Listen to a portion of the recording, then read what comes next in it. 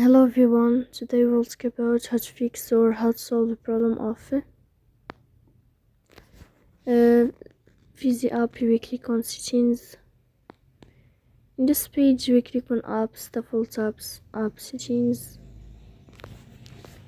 When above we will search about Fizy app and we click here. Then this page of app info we click on first stop and we click OK. Here you will enter to the window of storage. Then we click on clear cache.